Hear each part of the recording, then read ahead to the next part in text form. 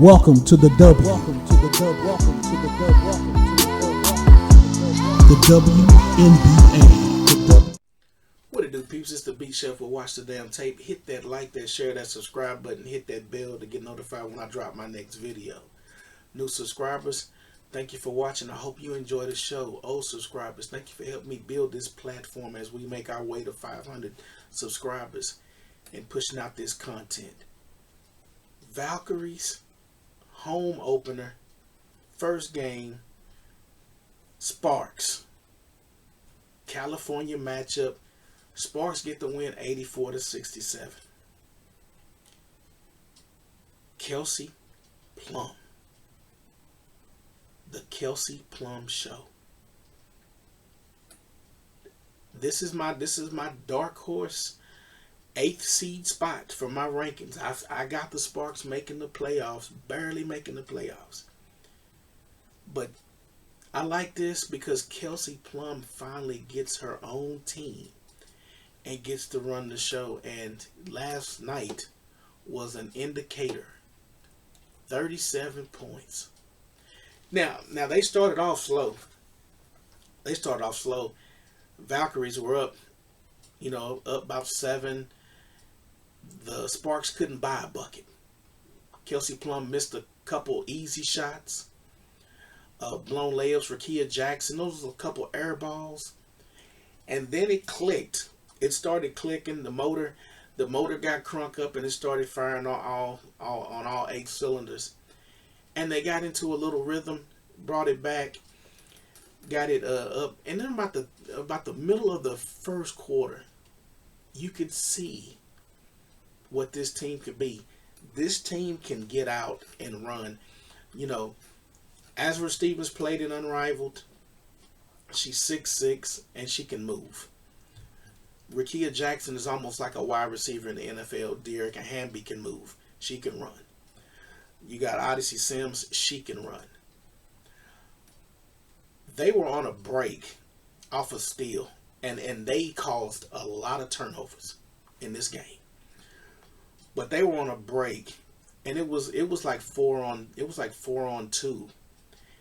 And the passing that they had was, it was something to marvel. There was a little stretch, like I said, in that first part of that, the mid part of that first quarter, where it was excellent basketball back and forth for a while. Spurts. The Valkyries coach, I like what she's doing with the pieces that she has. She needs some more pieces. If the world was fair, this is where Paige Becker should actually be. Paige Becker should have been the first pick, and Paige Becker should have been on a franchise that was newly established. If the world was fair, I think they need a star player in this market. Tiffany Hayes was the leading scorer, 7 of 16, 19. She kept hitting the floor. She hits the floor like she did in Unrivaled. Fagan Bali had 15. Those were the leading scorers. Van Loo, 14 off the bench. Another game where the third quarter, because it was kind of competitive, back and forth, kind of close guarded game in the first half. When that third quarter hit, the Sparks jumped out, and Van Loo and Kelsey Plum were going toe to toe with threes. And then Kelsey Plum had to say, Van Loo, I gotta lock that up. And she ended up 5 and 11, had 14 points, like I said, but it was fun to watch. And one thing about the Sparks, and I know they're playing an expansion team, and this is the first game of the season, they got hands. The Sparks get in those passing lanes, and when they get in those passing lanes, it's like a track meet with them running. There was times even when Rickea Jackson would be on the break and Azra Stevens would be ahead, and if you just look up, Azra Stevens makes an easy basket. But that's stuff they'll work on as the season goes. Didn't see much from Kate Martin. 0 for 3, only had 2 points. Kind of doing the trend like she did in Unrivaled. Unrivaled, she started out, oh, damn, Kate Martin flashed, and then she just drifted away. Just Thornton scored the first points in franchise history. She was 311, 6 points. Didn't get much from Veronica Burton. I mean, you got two starters that only scored 4 points. You just can't have that. And the number of turnovers that they had, 20 freaking turnovers. And I believe the Sparks ended up scoring about 20 points, 20 plus points off of those turnovers. And that's really what killed the Valkyries. Because whenever they would make a run and get it close, just bad possession after bad possession. But this Sparks team is going to be nice. One thing to note, Ray Burrell went down. And Ray Burrell's another player that went in a rival that played. And she's super athletic, and she just went up to block a shot at the 3-point line. And she just came down and she just folded. So we don't know anything about her situation yet. Hopefully she didn't blow her knee out. Because this has been a reoccurring theme early on in the season as injuries are already starting to mount. So a lot of those players that didn't make rosters, say like Diamond DeShields, Deja Kelly, you name it, you can name whoever. There was a slew of players. Stay in shape, because there's always an opportunity.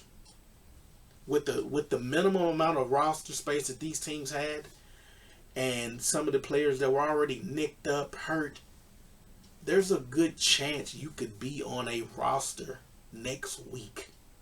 So keep that in mind. This was a fun game. The crowd was very energetic. E40 was at halftime. Very energetic crowd. One of the best crowds, but in a larger venue. And that matters. Because the Atlanta Dream, the crowd, I mean, that Dream game with the Mystics playing a small place, it didn't get real loud. The Wings play in a smaller venue, I think it holds 7,000. They did not get loud. But this crowd was in it. It was good to see. It was good to see. When Kelsey Plum would shoot free throws, they would boo, and you could hear the boos. The crowd was in it. So, as far as a fan experience, the Valkyries are going to be okay. They just got to get some star players on that team. They got to get a star. The league did the Valkyries no favors by giving them that pick where they picked. And then what they picked was terrible. But I like what their coach is doing with the pieces that you have. You can tell the system she's trying to run and what she's trying to do. They play small ball. They run fast. They run hard. They run. They're running and trying to score. So I like that. Again, the play was cleaned up in this game as well. The refs were calling those moving screens. They're letting these players move around, and the players now gotta put the ball in the basket. They gotta make the shots, because there was a lot of air balls. I mean, a ton of air balls in this game particularly. This game right here had a lot of flow bound, as we call it. But I'd like to know your thoughts on this game. Tomorrow's games are going to be even more exciting. But this and the Dream Mystics game were the best games on Friday night. But let me know your thoughts. Until next time. Peace. Welcome to the W. Welcome to the W. Welcome to the W. Welcome to the W. The WNBA.